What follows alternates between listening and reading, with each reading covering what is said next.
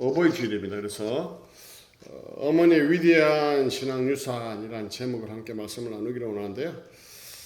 오늘은 마더스데이라 민수기 강의를 이제 지난주 시작했는데 잠깐 중지하고 어버이 주일에 맞는 설교를 이제 이렇게 하려고 합니다. 아르헨티나에 굉장히 유명하고 아르헨티나 출신인 세계적인 복음 전도자가 있습니다. 75개국 이상을 순회 전도하면서 수천만 명에게 복음을 전하는 그런 복음 전도자인데요. 뉴욕 타임즈에서 설문을 조사했습니다.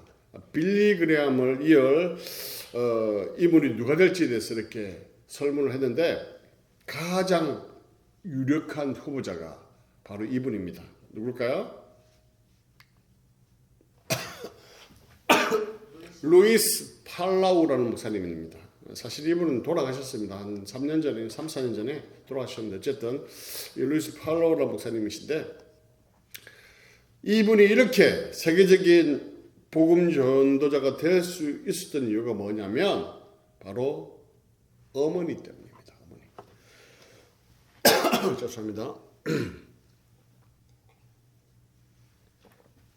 어머니 때문이라는 것이죠.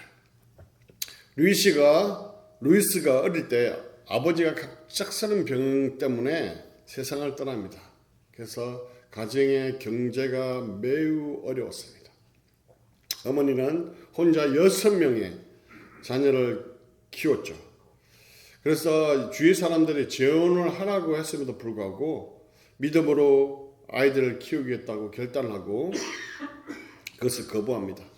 그리고 아이들에게 날마다 성경을 읽어주고 기도를 합니다.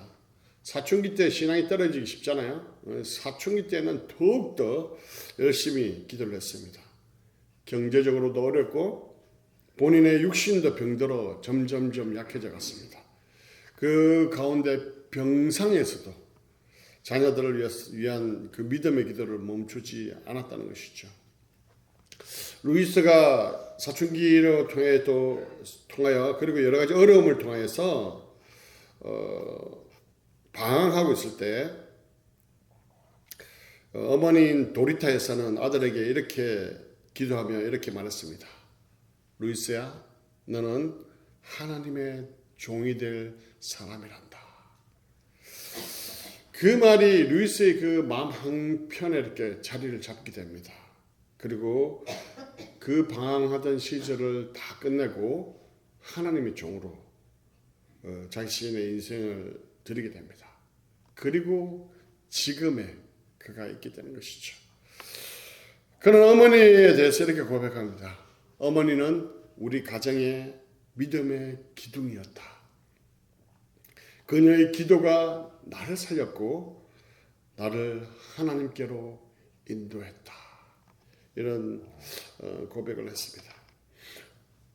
오늘 본문에도 보시면요. 위대한 그 신앙의 유산을 물려준 어머니의 이야기가 나옵니다. 그 이야기를 오늘 본문을 통해서 함께 살펴보며 은혜를 나누고자 하는데요. 먼저 우리가 너무 길어서 제가 좀 잘라냈습니다. 그래서 읽진 않았지만 오늘 말씀의 중요한 배경이 되는 1절에서 5절의 내용을 살펴보는 게 필요한데요. 1절을 한번 같이 읽어볼까요? 시작! 사사들이 치리한 때에 그 땅에 흉년이 드니라.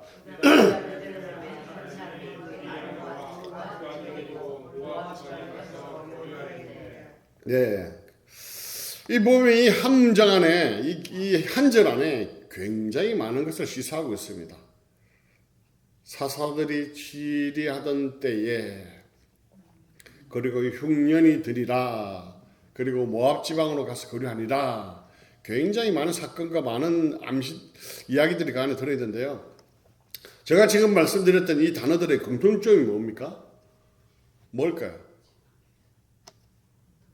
사사들이 치리하던 때, 그리고 흉년, 모압 지방.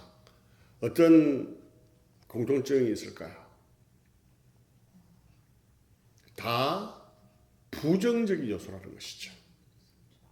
사사들이 치리하던 때가 어떤 때입니까? 사사기의 영적인 상황을 나타내는 한 문장이 있죠. 뭐죠? 왕이 없으므로 각기 자기의 옳은 대로 행하였더라. 사사시대에는요, 이스라엘을 위해서 행했던 하나님의 그 업적들을 모르는 세대들이 살고 있었습니다. 그래서 율법을 떠나 자기의 소견에 옳은 대로 행하는 시대였다는 것이죠. 그러니까 영적으로 암흑기였다는 뜻입니다. 그렇기 때문에 많은 고난들이 있었습니다. 그것으로 나타나는 현상 중에 하나가 바로 흉년이었는데요. 사사시대와 이 흉년은요, 이렇게 밀접한 관계가 있다는 것이죠. 여기서 흉년은 히브리어 보면 라하브라고 합니다. 라하브라는데 굶주린, 기근 이런 뜻을 갖고 있습니다. 구약에서 하나님은 종종 심판의 도구로 이 기근, 흉년들을 사용하셨습니다. 이 기근을 통해서 죄에서 돌이키고 바른 길로 돌아오게 하기 위한 수단으로 사용하였던 것이죠. 자, 그 관점으로 본다면 이스라엘 백성들은 이러한 고난의 상황 속에서 하나님 앞에 회개하며 선한 길로 하나님께로 돌아와야 했습니다. 그런데 오늘 본문에 보면 어떻게 하고 있습니까? 물론 한 가정의 이야기지만 이 가정의 이야기가 어쩌면 그 이스라엘의 전체적인 분위기를 나타낸다고 할 수 있기 때문에 그렇습니다. 어떻게 했다고요? 모압 지방에 가서 거류했다 이렇게 말씀합니다. 자, 여기서 특별히 한 사람이라고 표현하고 있는데 이 사람이 누구죠? 예, 누구죠? 안 읽어서 모르시죠? 엘리멜렉입니다. 엘리멜렉인데 유대인들은 자기 이름 안에 자기 신앙과 정체성이 다 들어있어요. 그래서 엘리멜렉의 뜻이 뭐냐면 엘리는 하나님이잖아요. 그래서 신약에도 보면 엘리 라바 사박다니 할 때 엘리가 나의 하나님이잖아요. 그죠? 멜렉이 뭐예요? 멜기세덱 왕이잖아요. 왕. 그죠? 그러면 이걸 묶으면 뭔 뜻이죠? 하나님은 왕이시다 하는 뜻이죠. 자, 사사시대가 어떤 때였습니까? 왕이 없으므로 자기 소견대로 할 때였잖아요. 근데 하나님을 왕으로 고백하고 하는 신앙을 가졌다는 것은 부모의 신앙이 깊었다는 것이에요. 부모들이 자녀들에게 그 신앙의 의미를 담아서 이름을 지어주니까. 그죠? 엘리멜렉 또한 하나님의 신실한 그 믿음의 사람이었고 섬기는 사람이었다는 것이죠. 그런데 이러한 사람이 기근을 피해서 하나님께서 약속하셨던 그 약속의 땅을 버리고 어디로 갔다고요? 모압 땅으로 갔다는 것이죠. 모압 땅, 이방인의 땅에 모압 땅으로 갔다는 거예요. 이것은 뭐냐면 두 가지 의미가 있죠. 가나안의 그 약속의 땅에 임한 그 가나안 땅에 임한 기근이 얼마나 극심했으면 그렇겠느냐. 난줌과 또 하나는 그의 신앙에 문제가 있다라고 이렇게 볼 수 있다는 것이죠. 자, 모압이 어떤 땅입니까? 지도를 잠깐 보실래요? 그 위치적으로도 비슷한 위치에서 예매를 두고 오른쪽에 있고 왼쪽에 있어도 위치적으로 비슷한 곳입니다. 베들레헴에서 이렇게 모압 땅으로 갔는데요. 이 모압은 혈연적으로 굉장히 밀접한 관계가 있잖아요. 그죠? 아브라함의 조카의 롯의 그죠? 그 후손이잖아요. 그죠? 근데 이 혈연적으로 연결되어 있는 민족인데 적대적인 관계예요.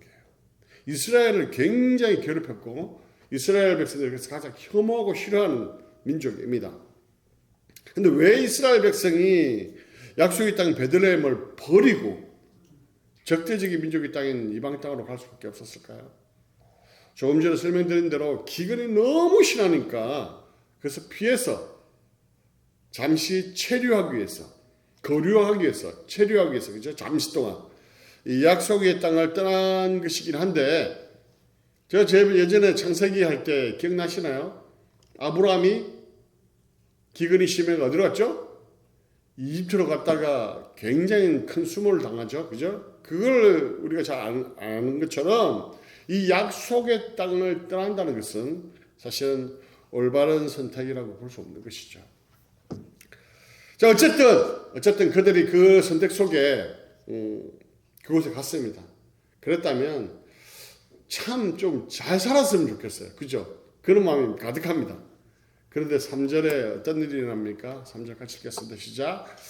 나오미의 남편 엘리멜렉이 죽고 나오미와 그의 두 아들이 남았음에 이렇게 됐습니다. 남편이 엘리멜렉이 죽었다 이렇게 말씀하고 있습니다. 이제 원어로 보시면 그 어떤 의미가 있냐면 이주한 지 얼마 되지 않아서 죽었다 이렇게 표현하고 있습니다. 이걸 이제 너무 극단적으로 하나님 이것을 약속의 땅을 버리고 갔기 때문에 하나님께서 심판하셔 죽었다 이렇게 극단적으로 해석하기는 것은 쉽지 않은 문제입니다. 성경에서 그렇게 말하고 있지 않기 때문에. 그리고 그것은 그렇기 때문에 우리가 여기서 뭘 중점을 둬야 되냐면 오늘 본문의 초점이 그게 아니라는 것이죠. 그게 아니고 뭐냐면 본문에서 말하고자 하는 것은 남아있는 나오미의 삶이 어떻게 됐냐 이게 포커스라는 거예요. 그 가운데 보시면 그녀가 어떻습니까? 이 이방 땅에서 뭐가 되었죠? 남편을 잃은 과부가 되었다는 거예요. 오늘은 그나마 그래도 좀 낫지만 오늘날도 쉽지 않잖아요. 그러나 그때 당시의 과부의 삶은 최악의 삶이었습니다. 가뜩이나 친척도 친지도 이웃도 아는 사람도 없는 이방 땅에 가서 그렇게 의지하고 있던 남편만저 자신의 곁을 떠났을 때는요 결코 마음이 쉽지 않았을 것입니다. 성경에도 보면 가장 열악한 상황에 있는 과부와 고아를 잘 돌보라고 성경 곳곳에서 계속 말씀하거든요. 그만큼 그들의 삶이 어렵다는 거예요. 그러니 그 두 자녀를 데리고 얼마나 힘들었을까요? 아마 파란만장한 삶을 살았을 것입니다. 그래서 여기 계속 보시면 비록 남편을 먼저 보내고요. 타국에서 정말 이렇게 힘든 시간이었지만 우리가 그런 이야기 하잖아요. 지구멍에도 뭐 있다? 해뜰 날 있다. 해뜰 날 있다 얘기하잖아요. 웃을 일이 생긴다는 것이죠. 그죠? 그래도 아무리 막 힘든 일이 막 몰려와도 그래도 그 중간에 웃을 일이 생긴다는 것이죠. 그래서 사진을 볼까요? 같이 읽겠습니다. 시작. 그들은 모압 여자 중에서 그들의 아내를 맞이하였는데 하나 이름은 오르바요 하나 이름은 루시더라. 이 이방 땅에서 이 아내를 구한다는 게 쉽겠습니까? 그죠? 쉽지가 않아요. 그런데 이 자녀들이 아내를 맞이했다는 것이죠. 나오미에게 얼마나 큰 위로가 되었을까요? 그죠? 굉장한 위로가 되었을 것입니다.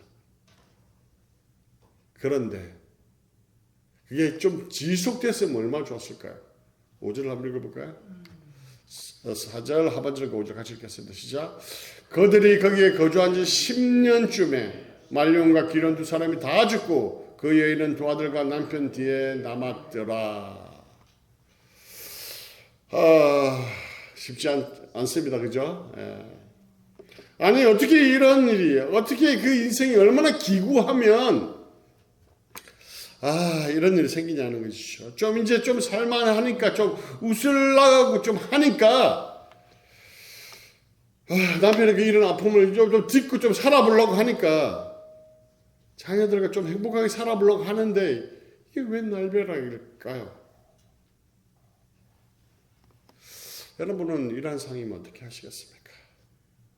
나오미는 어떻게 했을까요? 오늘 읽은 본문의 말씀이 그 이야기입니다. 그 이야기인데요. 6절 7절 한번 읽겠습니다. 시작. 그 여인이 모압 지방에서 여호와께서 자기 백성을 돌보시사 그들에게 양식을 주셨다함을 듣고 이에 두 며느리와 함께 일어나 모압 지방에 돌아오려 하여 7절 같이 읽습니다. 시작. 있던 곳에서 나오고 두 며느리도 그와 함께 하여 유다 땅으로 돌아오려고 길을 가다가 이렇게 되어 있습니다. 그죠? 하나님의 은혜로 이제 이스라엘 땅에도 기근이 그쳤다는 소식을 듣습니다. 그래서 이제 모압 땅을 떠나 다시 베들레헴으로 돌아가려고 두 며느리와 길을 나섭니다. 그러다가 이제 나오미가 두 며느리에게 이야기를 합니다. 이게 8, 9절인데 같이 읽겠습니다. 시작. 나오미가 두 며느리에게 이르되 너희는 각기 너희 어머니의 집으로 돌아가라. 너희가 죽은 자들과 나를 선대한 것 같이 여호와께서 너희를 선대하시기를 원하며 여호와께서 너에게 허락하사 각기 남편의 집에서 위로받게 하시기를 원하노라 하고 그들에게 입맞춤에 그들이 소리 높여 울며. 진짜 너무 아름다운 모습이죠. 그죠? 나오미가 두 며느리에게 자기 집으로 돌아가라고 이야기하며 축복해 줍니다. 너무나 아름다운 모습이죠. 그런데 두 며느리가 어떻게 합니까? 어머니와 함께 가겠다고 하죠. 그 이야기는 뒤에서 나올 텐데. 그러나 나오미는 뭐라고 얘기합니까? 현실적인 이야기를 하죠. 현실적인 이야기를 하게 됩니다. 11절, 12, 13절 같이 읽을게요. 시작. 나오미가 이르되 내 딸들아 돌아가라. 너희가 어찌 나와 함께 가려느냐. 내 태중에 너희 남편들 아들이 아직 있느냐. 내 딸들아 되돌아가라. 나는 늙었으니 남편을 두지 못할지라. 가령 내가 소망이 다하여 말하든지 오늘 밤에 남편을 또 아들을 낳는다 하더라도 너희가 어찌 그들이 자라기를 기다리고 있으며 어찌 남편 없이 지내겠다고 결심하겠느냐. 내 딸들아 그렇지 아니하니라. 여호와의 손이 나를 치셨으므로 나는 너희로 말미암아 더욱 마음이 아프도다 하네. 이제 사실 나이가 들어서 다시 아이를 낳을 수 없다는 것이죠. 예, 맞습니다. 쉽지 않다는 것이죠. 아니, 어떻게 아이를 가졌다고 한들 그 아이들이 자라가지고 결혼시키려면 얼마나 길겠습니까? 그 말은 뭐냐면 너희들 평생 가부로 살아야 돼. 그 말이잖아요. 그렇죠? 자신이 그런 과부의 삶을 살아와봤기 때문에 얼마나 힘들지 알아요. 그렇기 때문에 그 힘든 삶을 그 며느리들에게 결코 주고 싶지 않다는 의미예요. 결국 이 말에 오르바는 나오미에게 작별을 구합니다. 그죠? 그런데 룻은 여전히 떠나지 않고 나오미의 곁에 남았다는 거예요. 그래서 나오미는 다시 말합니다. 15절 같이 읽을까요? 시작. 나오미가 또 이르되 보라 내 동서는 그의 백성과 그의 신들에게 돌아가나니 너도 내 동서를 따라 돌아가라. 또 다시 이야기를 합니다. 이때 룻은 분명한 자기의 의지와 신앙의 모습의 고백을 합니다. 같이 읽을까요? 시작. 룻이 이르되 내게 어머니를 떠나며 어머니를 따르지 말고 돌아가라 강건하지 마옵소서. 어머니께서 가시는 곳에 나도 가고 어머니께서 머무시는 곳에 나도 머물겠나이다.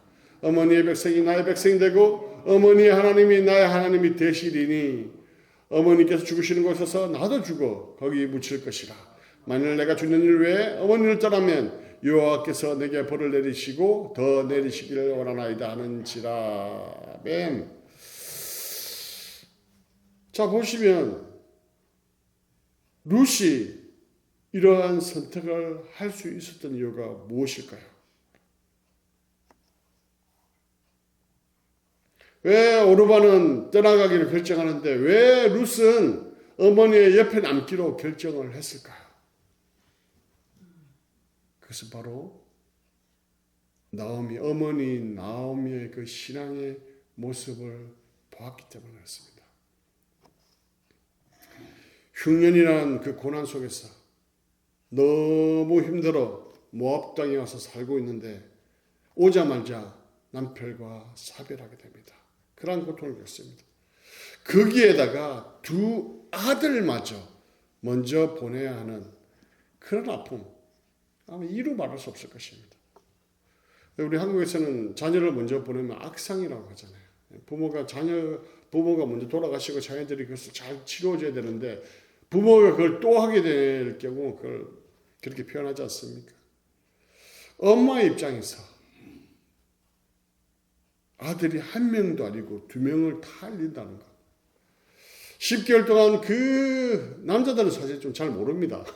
잘 모르는데 어머니들은 알죠. 그 10개월 동안 그 품었던 두 아들을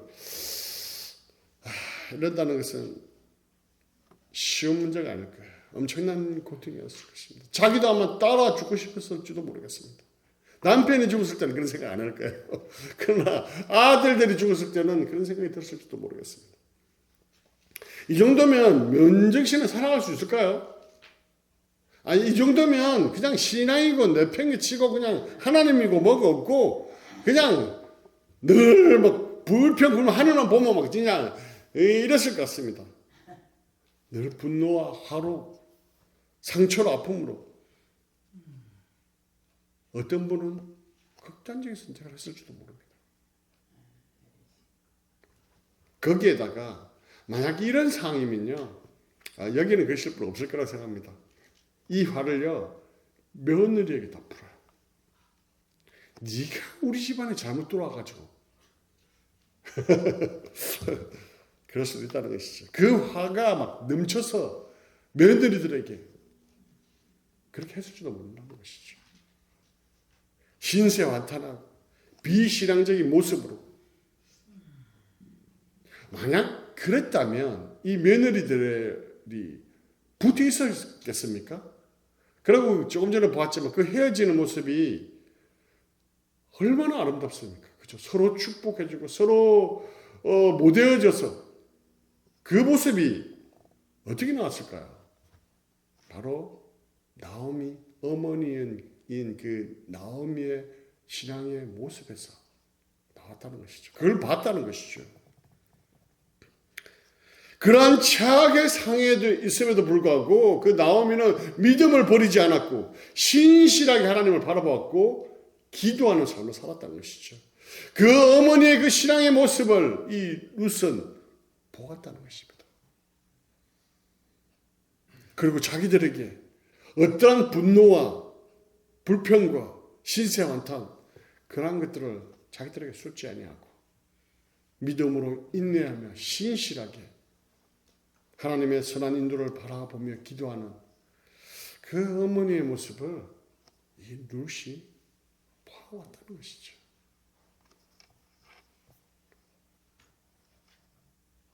16절 다시 읽겠습니다. 시작. 룻이 이르되 내게 어머니를 떠나며 어머니를 떠나지 말고 돌아가라 강건하지 마옵소서. 어머니께서 가시는 곳에 나도 가고 어머니께서 머무시는 곳에 나도 머물겠나이다. 어머니의 백성이 나의 백성이 되고 어머니의 하나님이 나의 누가 되신다? 하나님이 되시리니. 이 16절의 말씀을 보면요, 룻이 어머니를 떠나지 않은 중요한 이유가 뭐냐면 바로 신앙적인 선택이었다는 것이에요. 모압의 신을 버려버리고 여호와 하나님을 따르기로 선택했다는 것입니다. 어머니의 하나님이 나의 하나님이 되기를 원합니다 라는 고백을 하고 있다는 것이죠.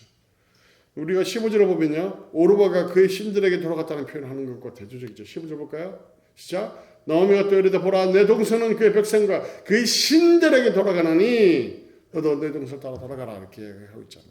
그거와 완전히 대조적인 그런 모습을 보여주고 있는 것이죠. 왜 이러한 선택을 롯이 했는가? 무엇보다 바꿀 수 없는, 무엇보다 귀한 어머니의 그 위대한 신앙의 유산 때문이었다는 것입니다. 결론의 말씀을 드릴게요. 인간적으로 보면요, 나오미의 인생을 한번 보십시오.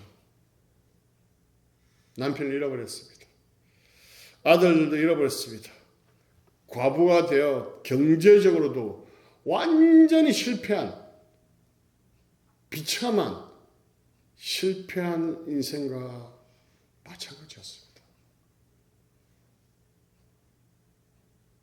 그러나 그녀에게는요, 무엇보다 위대한 신앙의 유산을 가지고 있었다는 것입니다.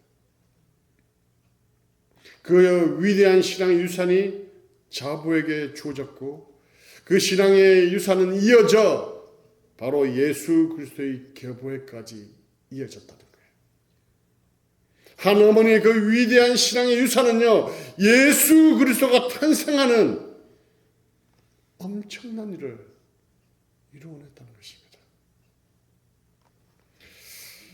저에게도 어머니가 계신데요, 제가 여기까지 올 수 있었던 그 이유가 다 어머니의 기도 덕분입니다. 늘 목회적으로 힘들고 어려울 때마다 어머니에게 연락드리고 기도를 부탁드리면 늘 하시는 말씀이 우리가 할 수 있는 게 뭐가 있냐, 돈이 있냐, 뭐가 있냐, 권력이 있냐, 힘이 있냐, 기도밖에 없다. 기도하자. 어머니 그 기도가 있었기에 제가 여기까지 올 수 있었다고 저는 믿습니다. 그래서 저도 어머니 그 신앙의 유산의 모습을 따라 어려움이 목회 가운데 여러 가지 상황 가운데 어려움이 생기고 힘든 일이 생길 때마다 자동적으로 하나님 앞에 무릎 꿇을 수밖에 없습니다. 어머니께서 제게 물려주신 거 아무것도 없습니다. 돈 한 푼도 못 물려주셨지. 그렇지만 저에게는 무엇보다 중요한 기도라는 신앙의 유산을 저에게 물려주셨습니다. 사랑하는 성도 여러분, 특별히 오늘 머더스데이 어머니들 어머니의 그 신앙의 유산은 위대합니다. 아멘. 그 여러분의 그 기도, 그 기도의 유산, 또한 신앙의 유산, 믿음의 유산, 그 예배의 삶의 모습의 위산들을 자녀들이 배울 것이고요. 그 신앙의 유산을 통해서 자녀들이 하나님 앞에 크게 사용될 것이라는 것입니다. 여러분의 그 신앙의 유산들이 자손 대대까지 전해져서 그들이 하나님 앞에 귀하게 사용되는 그런 축복이 여러분 삶 가운데, 가정 가운데 넘치시기를 주님의 이름으로 간절히 축원합니다.